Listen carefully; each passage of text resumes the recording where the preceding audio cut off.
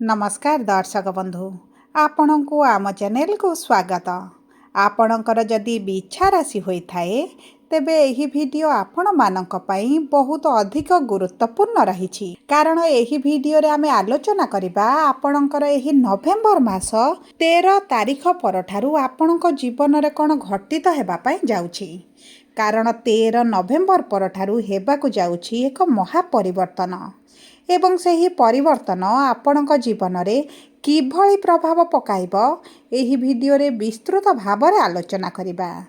देखंतु दर्शक बंधु एही नवेम्बर मासर राशिफलटी अन्य मास गुड़िक परि सामान्य राशिफल नुहे कारण एही मासर 13 तारिख दिन गुरुଙ୍କ चलन रे हेबाकु जाउछि एक बड़ परिवर्तन एवं गुरु आसुछन्ति तांकर उच्च स्थिति को दीर्घ 12 वर्ष परे गुरु हेबे उच्च एवं एही स्थिति रे गुरु नेबे बक्री मोड़ जहा फल रे आपणक जीवन रे जहा भी शुभाशुभ फल बाकी रही जाइथिला सेही सबु पूरण करिबा पई गुरु आपणक राशि रो उच्च हेबा पई जाउछन्ति। किंतु सर्वप्रथम रे जानिबा जे गुरु आपणक राशि रो केउ गृह रे बक्री हेबे एवं बुध सूर्य शुक्रंकर जे परिवर्तन हेबा पई जाउछि आपणक राशि रो केउ गृह रे परिवर्तन करिवे एवं कोन शुभाशुभ फल प्रदान करिवे।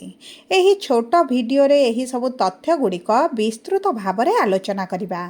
ता सहित वीडियोर शेष भाग रे जानिबा किछिटा सहज उपाय जहाँ आपणक शुभाशुभ फल को द्विगुणित करिब।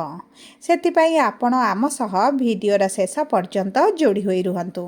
किंतु वीडियोटी आरंभ करिबा पूर्वरु जदि आपणकर भी बिच्छा राशि होइथाए एवं आपण भी ईश्वर को आंतरिक भक्ति एवं विश्वास करंती तेबे वीडियोटी को लाइक करंतु।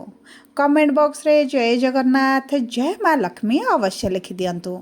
ता सहित आम सह जोगाजोग करिबा पई वीडियोर मध्य भाग रे एक व्हाट्सएप नंबर टी दिया जाइछि जो नंबर साहाय्य रे आपण आम सह जोगाजोग करी निजर नूतन कुंडली प्रस्तुत करि परिबे कुंडली विश्लेषण कराई परिबे किंबा आपणकर चाकरी विवाह व्यवसाय प्रेम संपर्क शिक्षा स्वास्थ्य को नहीं किछि समस्या रहिछि ताहार सहजरे एवं स्वल्प मूल्य रे समाधान करि परिबे। सेतिपई आपण आम सह वीडियोर शेष पर्यंत जोड़ी होई रुहंतु एवं व्हाट्सएप नंबर माध्यम रे आम सह जोगाजोग करंतु। ता सहित दर्शक बंधु जदि आपण आपणकर पर्सनाल राशि लग्न नक्षत्र अनुसाई 2026 आपणकर किभଳି रहिबो जदि आपण जानिबा पई चाहुछंती तेबे आम सह एही व्हाट्सएप नंबर रे जोगाजोग करंतु एवं बहुत स्वल्प मूल्य रे आपणकर वार्षिक राशि फल आपण जानि परिबे। एबे आसंतु कार्यक्रमटी को आग को बढ़ाइबा। किंतु सर्वप्रथमे जानिबा एही 13 तारिख परठारु आपणक राशि रे नवग्रहंकर स्थितिटी किभଳି रहुछि। देखंतु आपणकर प्रथम गृह रे बुध एवं मंगल चतुर्थ गृह रे राहु पंचम गृह रे शनि नवम गृह रे देवगुरु बृहस्पति दशम गृह रे केतु एवं द्वादश गृह रे सूर्य एवं शुक्र विराजमान करिछंती जहा फल रे सेही गृह गुड़िकरे सेमानकर प्रभाव अधिक रहिबो। तेबे सर्वप्रथम जानिबा एही 13 तारिख परठारु आपणकर कर्मक्षेत्र आपणकर चाकरी व्यवसाय किभଳି रहिबा पई जाउछि। देखंतु दर्शक बंधु आपणकर भाग्यर गृह रे गुरु उच्च स्थिति रे एवं बक्री रे रहिबा पई जाउछंती तेणु करी सर्वप्रथम शुभाशुभ फल हैला आपणकर जे कोनोसी कार्य करंतु आपणक ठारु दुई पाद आगरे आपणकर भाग्य गोचर करिवो। आपण जे कोनोसी कार्य रे हाथ देबे सेही कार्य रे आपण निश्चित भाव रे सफलता पाइबे आपणकर हाथ खाली रहिबो नाही। ता सहित जदि आमे देखिबा आपणक कर्मक्षेत्र रो स्वामी हेउचंती सूर्य जे आपणकर नीच स्थिति रे द्वादश गृह रे थिले किंतु एही 16 नवेम्बर दिन आपणकर प्रथम गृह को आसीबे एवं मित्र गृह रे विराजमान करिवे। तेणु करी जो व्यक्ति माने सरकारी चाकरी पई परीक्षा देउछंती इंटरव्यू देउछंती एंट्रांस देउछंती सेमानकर सरकारी चाकरी हेइ जिवार बहुत अधिक संभावना रहिछि। देखंतु जदि आपणक कुंडली रे सरकारी चाकरी जोग रहिछि तेबे तो आपणकर निश्चित भाव रे होई जिवो। जदि आपण नूतन चाकरी रो संधान रे अछंती नूतन व्यवसाय आरंभ करिबा पई चाहुछंती तेबे मध्ये ଆପଣଙ୍କ ପାଇଁ ବହୁତ ଭଲ ସମୟ ରହିଛି। ଏହି ସମୟ ମଧ୍ୟରେ ନୂତନ ବ୍ୟବସାୟ ଆରମ୍ଭ କରିପାରନ୍ତି। ଆପଣଙ୍କର ମନପସନ୍ଦ ଚାକିରି ମଧ୍ୟ ଆପଣଙ୍କୁ ମିଳିପାରେ ଏବଂ ଯେଉଁମାନେ ପୂର୍ବରୁ ଚାକିରି କରିଛନ୍ତି ଏବଂ କର୍ମକ୍ଷେତ୍ରରେ ସେମାନେ ସମସ୍ୟା ଦେଖୁଥିଲେ, ଆପଣଙ୍କର କର୍ମକ୍ଷେତ୍ରରେ ଶତ୍ରୁ ବଢ଼ିଯାଇଥିଲେ, ଆପଣଙ୍କୁ ତଳ ପକାଇବା ପାଇଁ ବହୁତ ଗୁଡ଼ିଏ ଚେଷ୍ଟା କରୁଥିଲେ ଏବଂ ଛୋଟ ଛୋଟ କଥାରେ ଛୋଟ ଛୋଟ ଭୁଲ କାଢ଼ି ଆପଣଙ୍କୁ ଅପମାନିତ କରୁଥିଲେ ଏବଂ ଆପଣଙ୍କ ବିରୁଦ୍ଧରେ ଉପରିସ୍ଥ ଅଧିକାରୀଙ୍କ ପାଖରେ କମ୍ପ୍ଲେନ୍ କରୁଥିଲେ। ବହୁତ ଗୁଡ଼ିଏ ସମସ୍ୟା ଯଦି ଆପଣଙ୍କ କର୍ମକ୍ଷେତ୍ରରେ ଆସୁଥିଲା, ତେବେ ଆପଣ ଏହିସବୁ କ୍ଷେତ୍ରରେ ବଡ଼ ପରିବର୍ତ୍ତନ ଦେଖିବେ। ତାହା ସହିତ ଦେଖନ୍ତୁ, ଆପଣଙ୍କ ପାଖକୁ କିଛି ବଡ଼ ଡିଲ୍ ମଧ୍ୟ ଆସିପାରେ, କାରଣ ଆପଣଙ୍କ ଭାଗ୍ୟ ଆପଣଙ୍କର ସାଥ ଦେଉଛି। ତା ସହିତ ଆପଣଙ୍କ ଜବ୍ରେ ଗ୍ରୋଥ୍ ଦେଖିବେ, ଆପଣଙ୍କ ନୂତନ ଅପରଚ୍ୟୁନିଟିଜ୍ ମିଳିବ ଏବଂ ଦେଖନ୍ତୁ, ଯଦି ଆପଣ ଏହି ସମୟ ମଧ୍ୟରେ ଚାକିରିରେ ପ୍ରମୋସନ୍, ଦରମା ବୃଦ୍ଧି କିମ୍ବା ଟ୍ରାନ୍ସଫର ପାଇଁ ଚେଷ୍ଟା କରୁଛନ୍ତି, ତେବେ ମଧ୍ୟ ଆପଣଙ୍କୁ ଶୁଭ ଫଳ ପ୍ରାପ୍ତି ହେବ। ବିଶେଷ ଭାବରେ ଯେଉଁ ବ୍ୟକ୍ତିମାନଙ୍କର ମିଥ୍ୟା ଆଲିଗେସନ୍ ଲଗାଇ ମିଥ୍ୟା ଅଭିଯୋଗରେ ସେମାନେ ପୋଲିସ କୋର୍ଟ କଚେରୀରେ ଧନ୍ଦାରେ ଫସି ଯାଇଥିଲେ, ସମସ୍ୟାରେ ଫସି ଯାଇଥିଲେ, ବହୁ ଜଲ୍ଦି ବାହାରକୁ ଆସିବାର ମଧ୍ୟ ସମ୍ଭାବନା ଅଛି। ଯଦି ଏହି ସମୟ ମଧ୍ୟରେ ଆପଣ ଅର୍ଥକୁ ଇନଭେଷ୍ଟ କରନ୍ତି 16 ନଭେମ୍ବର ପରେ, ତେବେ ଆପଣଙ୍କୁ ମଧ୍ୟ ସେଥିରେ ଲାଭ ମିଳିବ। ତାହା ସହିତ ଦର୍ଶକ ବନ୍ଧୁ, ଯଦି ଆପଣଙ୍କର ବ୍ୟବସାୟରେ ପୂର୍ବରୁ ମାନ୍ଦା ଚାଲିଥିଲା, ତେବେ ଆପଣ ମଧ୍ୟ ସେଥିରେ ଉନ୍ନତି ଦେଖିବେ। ନୂତନ ବ୍ୟବସାୟ ମଧ୍ୟ ଆପଣ ଆରମ୍ଭ କରିପାରନ୍ତି। ଆପଣଙ୍କ ପୁରୁଣା ବ୍ୟବସାୟ ସହିତ ବ୍ୟବସାୟକୁ ବିସ୍ତାର କରିପାରନ୍ତି, ନୂତନ ବ୍ୟବସାୟ ଆରମ୍ଭ କରିପାରନ୍ତି। ଯଦି ଆପଣ ପାର୍ଟନରସିପ୍ରେ କାର୍ଯ୍ୟ କରୁଥିଲେ, ପାର୍ଟନରସିପ୍ରେ ବ୍ୟବସାୟ କରୁଥିଲେ, କିନ୍ତୁ ଆପଣଙ୍କର ବ୍ୟବସାୟରେ ଏତେଟା ଶୁଭ ଫଳ ମିଳୁନଥିଲା, ତେବେ ମଧ୍ୟ ଆପଣଙ୍କୁ ଶୁଭ ଫଳ ମିଳିବା ଆରମ୍ଭ ହୋଇଯିବ। ଯଦି ଆମେ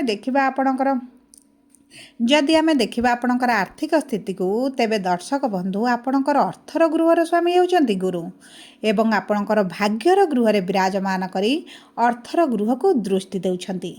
ତେଣୁକରି ଆପଣଙ୍କ ଆର୍ଥିକ କ୍ଷେତ୍ରରେ ଅର୍ଥକୁ ନେଇ ଯେଉଁ ସମସ୍ୟା ବଢ଼ିଯାଇଛି, ଆପଣ ଯେଉଁ ଅର୍ଥର ସମସ୍ୟାରେ ଛନ୍ଦି ହୋଇଗଲେଣି, କିଭଳି ବାହାରକୁ ଆସିବେ ଜାଣିପାରୁନାହାନ୍ତି, ଧାର କରଜ ଆପଣଙ୍କ ଉପରେ ଏଭଳି ମାଡ଼ି ବସିଲାଣି ଯେ ଆପଣ ଭାବୁଛନ୍ତି ଯେ କେବେ ବାହାରି ପାରିବେ ବା ବାହାରିବେ ନାହିଁ।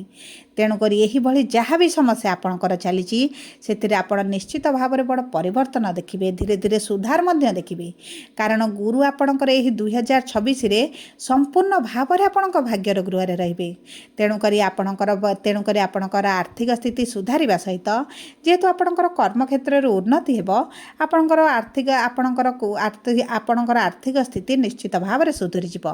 ଆପଣ ଯଦି କରଜ ଶୁଝିବା ପାଇଁ ଚାହୁଁଛନ୍ତି, ଏହି ସମୟ ମଧ୍ୟରେ ମଧ୍ୟ ଆପଣଙ୍କର କିଛିଟା କରଜ ଶୁଝି ହୋଇପାରେ ଏବଂ ଆପଣ ଯଦି କିଛି ପ୍ରପର୍ଟି ବିକ୍ରି କରିବା ପାଇଁ ଚାହୁଁଛନ୍ତି, କିନ୍ତୁ ଆପଣଙ୍କର ସମସ୍ୟା ଆସୁଛି, ହୋଇପାରୁନାହିଁ, ସେହି କ୍ଷେତ୍ରରେ ମଧ୍ୟ ଆପଣ ପରିବର୍ତ୍ତନ ଦେଖିବେ। ଆପଣଙ୍କର ପ୍ରପର୍ଟି ବିକ୍ରି ହୋଇପାରେ କିମ୍ବା ପ୍ରପର୍ଟିକୁ ନେଇ ଯଦି କିଛି କେସ୍ ଚାଲିଛି, କିଛି ସମସ୍ୟା ଚାଲିଛି, ସେଥିରେ ମଧ୍ୟ ସମାଧାନ ହୋଇପାରେ।